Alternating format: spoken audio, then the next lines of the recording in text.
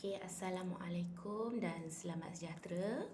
So, kita bertemu lagi, okay, anak-anak. 1A1, 1A3.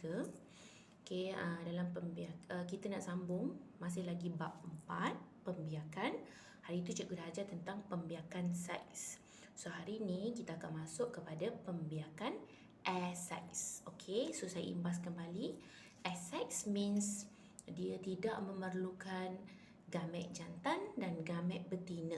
Tidak perlu percantuman gamet jantan dan gamet betina untuk membentuk persenyawaan. No, okay.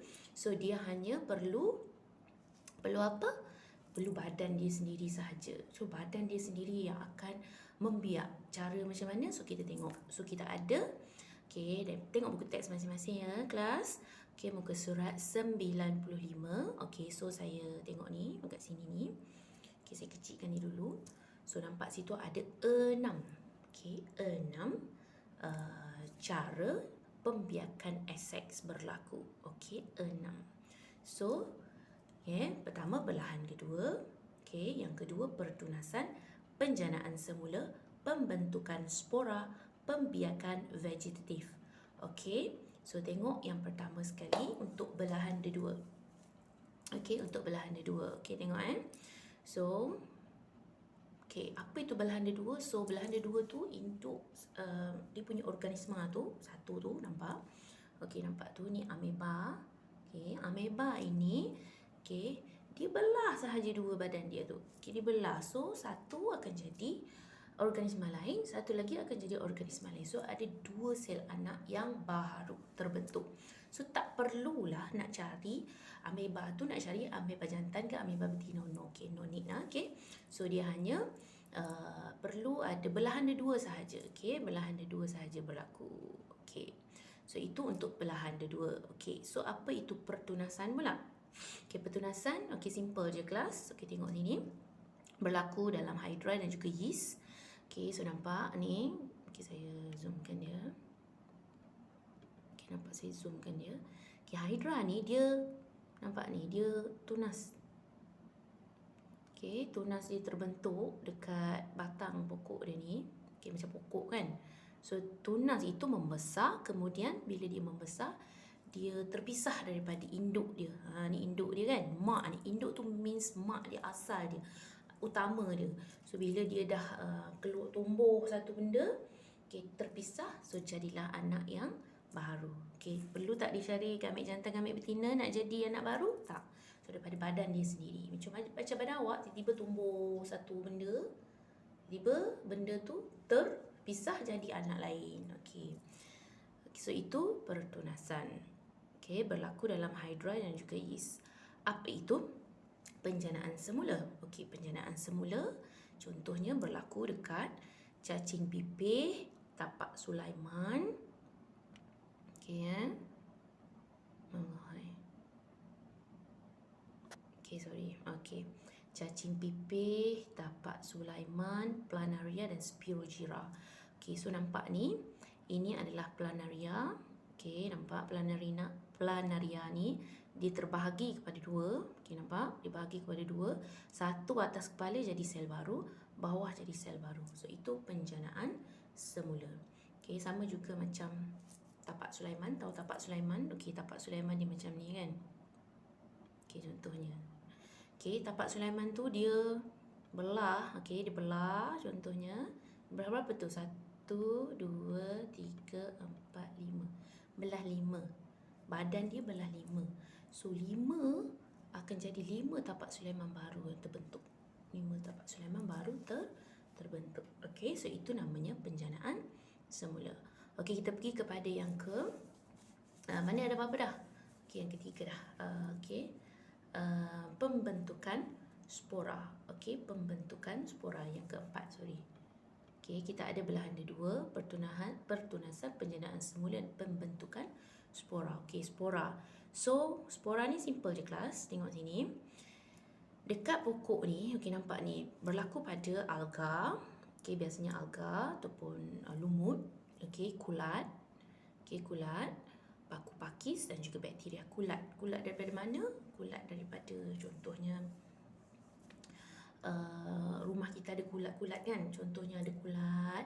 So kulat itu dalam tu ada spora. Spora itu boleh membiak dengan cara penyebaran angin sahaja.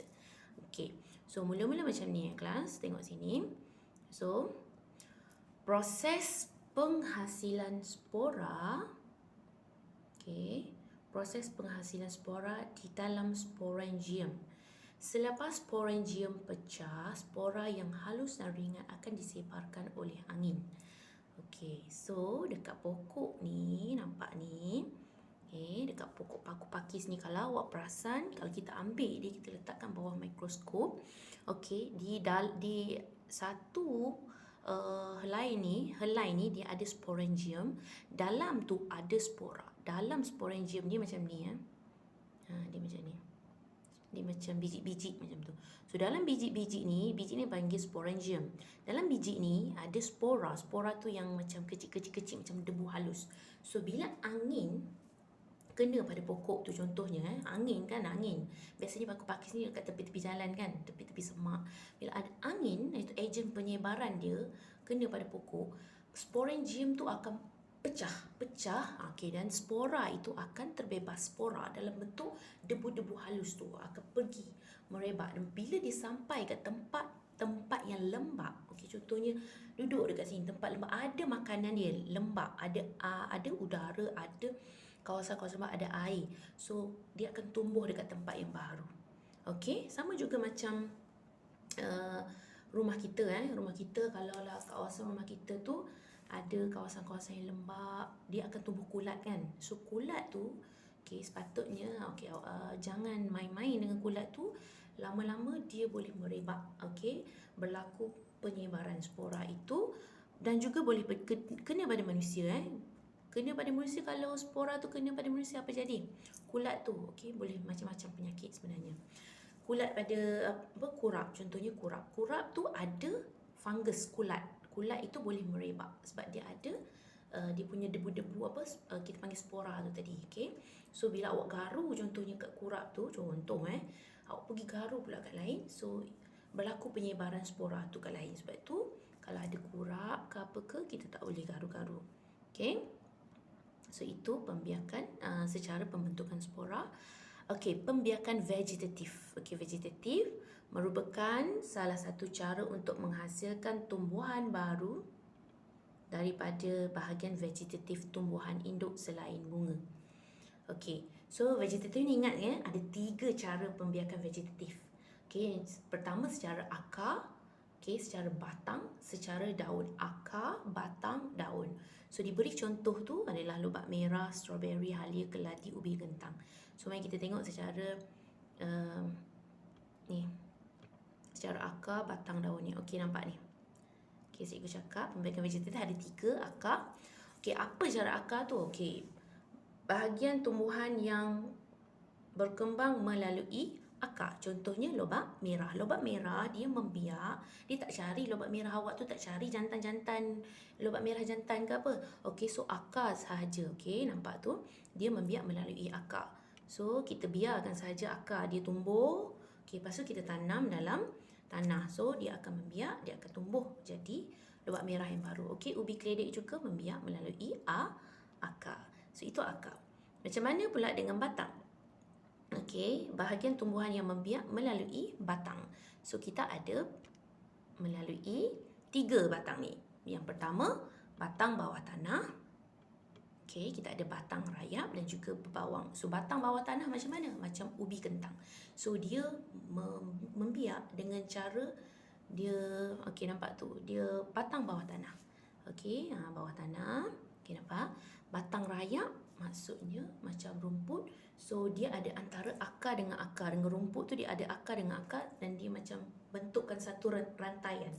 Pokok ni, rumput ni dengan rumput ni dia ada satu jalinan. Okey. So itu batang rayap. Dan yang ketiga melalui batang berbawang. Okey, bawang So berbawang, perasan tak dia ada tumbuh melalui bahagian bawah dia tu. Okey, nampak batang bawah dia tu. Alright, seterusnya. Dan yang terakhir ialah melalui daun. Okey, contohnya adalah pokok setawa. Pernah tengok tak pokok setawa? Biasa zaman saya kecil-kecil dulu, pokok setawa ni ambil letak dalam buku. So dia akan membiak melalui ujung-ujung daun dia ni. Nampak? Okey, dan juga pokok begonia. Alright. So itu adalah pembiakan Essex. Okey, pembiakan Essex. So ingat ya, pembiakan Essex sekali lagi cikgu cakap dia ada berapa? 5. Okey, belahan 2, pertunasan, penjanaan semula, pembentukan spora, pembiakan vegetatif. Pembiakan vegetatif ada 3, akar, batang dan juga daun. So itu sahaja daripada saya untuk hari ni. Okay, so stay tune guys. Tengok latihan, nantikan latihan, buat latihan dalam buku Conquer. Okay, Assalamualaikum dan selamat sejahtera.